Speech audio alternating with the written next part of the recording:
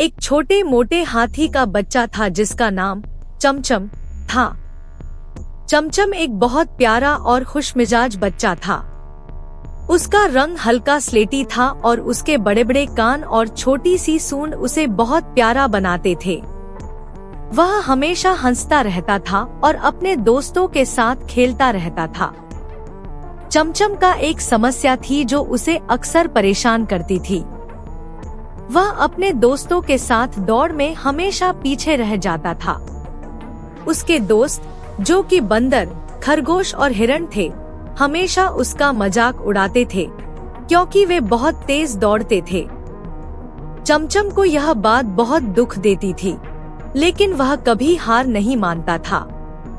वह अपनी धीमी दौड़ को सुधारने के लिए हमेशा कोशिश करता, लेकिन कुछ भी सफल नहीं होता था।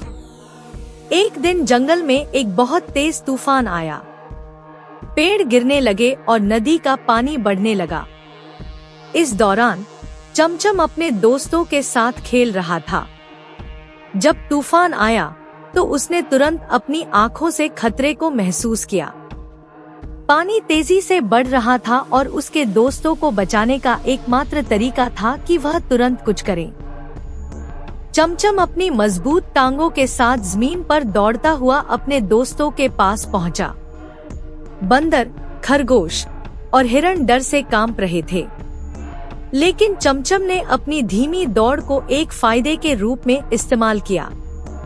उसकी बड़ी और मजबूत टांगों ने उसे जमीन पर मजबूती से खड़ा किया और उसने अपने दोस्तों को सुरक्षित स्थान तक पहुंचाया। चमचम की मदद से उसके दोस्त बच गए और तूफान के बाद सभी ने उसकी सराहना की और उसकी बहादुरी की तारीफ की।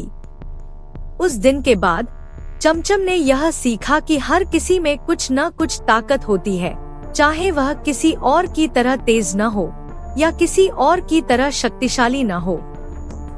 चमचम ने समझा कि हमें एक दूसरे का मजाक नहीं उड़ाना चाहिए और हमें अपनी ताकतों को पहचानना चाहिए।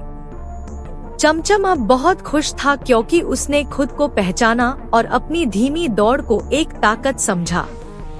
वह जानता था कि जब तक वह खुद को सही तरीके से समझेगा, वह अपनी जिंदगी में सफल हो सकता है।